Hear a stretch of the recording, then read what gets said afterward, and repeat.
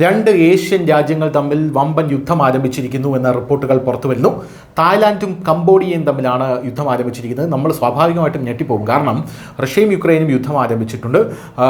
റഷ്യയും പോളണ്ടും അല്ലെങ്കിൽ റഷ്യയും യുക്രൈനും UK-യുമായിട്ട് യുദ്ധം ആരംഭിക്കുമെന്നാണ് നമ്മൾ വിചാരിച്ചിരുന്നത്. അല്ലെങ്കിൽ ചൈനയും തായ്വാനും, അല്ലെങ്കിൽ ഇറാനും ഇസ്രായേലും, അല്ലെങ്കിൽ അമേരിക്കയും ഇറാനും, ഇങ്ങനെയുള്ള പല രാജ്യങ്ങളും നമ്മുടെ പട്ടികയിലുണ്ട്. പെട്ടെന്നാണ് തായ്ലാൻഡും കംബോഡിയയും തമ്മിലൊരു യുദ്ധം ഇപ്പോൾ ലോകത്ത് പൊട്ടിപ്പുറപ്പെട്ടിരിക്കുന്നത്. വ്യാഴാഴ്ച തായ്ലൻഡും കംബോഡിയയും തമ്മിലുള്ള അതിർത്തി തർക്കം രൂക്ഷമായിരുന്നു. ഇരു രാജ്യങ്ങളുടെയും സൈനികർ പരസ്പരം അങ്ങോട്ടും ഇങ്ങോട്ടും വെടിയുതിർക്കുകയും വ്യോമാക്രമണം നടത്തുകയും ചെയ്തു എന്നുള്ള റിപ്പോർട്ട് പുറത്തു വരുന്നു. ഇരു രാജ്യങ്ങളും തമ്മിലുള്ള അതിർത്തി സംഘർഷത്തിനിടെയാണ് വെടിവയ്പ് നടന്നതെന്ന് കംബോഡിയ പറഞ്ഞു. എന്നിരുന്നാലും ഇരു രാജ്യങ്ങളും പരസ്പരം വെടിവയ്പ് തുടരുകയാണ്. ലഭിച്ച വിവരമനുസരിച്ച് തായ്ലൻഡിനും കംബോഡിയയ്ക്കും ഇടയിലുള്ള 6ലധികം അതിർത്തി പ്രദേശങ്ങളിൽ ഏറ്റുമുട്ടലുകളുണ്ടായി. അതിലൊരു സിവിലിയൻ കൊല്ലപ്പെടുകയും നിരവധി പേർക്ക് പരിക്കേൽക്കുകയും ചെയ്തു. സ്ഥിതിഗതികൾ വഷളായപ്പോൾ തായ്ലൻഡ് വ്യോമാക്രമണം ആരംഭിച്ചു. കംബോഡിയ വെടിവയ്പ്പിലൂടെയാണ് പ്രതികരിച്ചത്. ഡ്രോൺ ആക്രമണങ്ങൾ നടക്കുകയാണ്. ജൂലൈ 24-ന് തായ്ലൻഡ് കംബോഡിയൻ സൈനിക താവളങ്ങളിൽ F-16 യുദ്ധവിമാനങ്ങൾ ഉപയോഗിച്ച് വ്യോമാക്രമണം നടത്തി.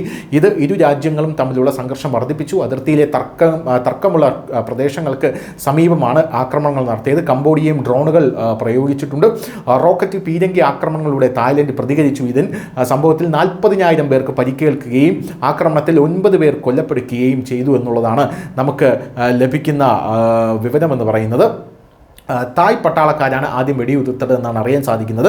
താ മുയേൻ തോമിലെ ഖെമർ ക്ഷേത്രത്തിന് സമീപം കംബോഡിയൻ പട്ടാളക്കാർ വെടിയുതിർത്തതായി തായ് സൈന്യവും ആരോപിക്കുന്നുണ്ട്. ആഴ്ചകളായി പ്രദേശത്ത് ഇരു രാജ്യങ്ങളെയും സൈന്യങ്ങളും തമ്മിൽ സംഘർഷം നിലനിൽക്കുന്നു. എന്നിരുന്നാലും തായ് പട്ടാളക്കാർ ആദ്യം വെടിയുതിർത്തതായും പിന്നീട് നമ്മുടെ സൈനികർ സ്വയം പ്രതിരോധത്തിനായി തിരിച്ചടിച്ചതായും കംബോഡിയൻ പ്രതിരോധ മന്ത്രാലയം അറിയിച്ചിട്ടുണ്ട്. കനത്ത ആയുധധാരികളായിട്ടുള്ള സൈന്യത്തെ വിന്യസിക്കുന്നതിന് മുമ്പ് പ്രദേശം സർവേ ചെയ്യാൻ കംബോഡിയ ഒരു ഡ്രോൺ അയച്ചതായി തായ് സൈന്യം അറിയിച്ചു. വെടിവയ്പിൽ കുറഞ്ഞത് 2 തായ് സൈനികർക്ക് പരിക്കേറ്റതായിട്ടുള്ള റിപ്പോർട്ടുകളും പുറത്തു വരുന്നുണ്ട്. News desk news India Malayalam.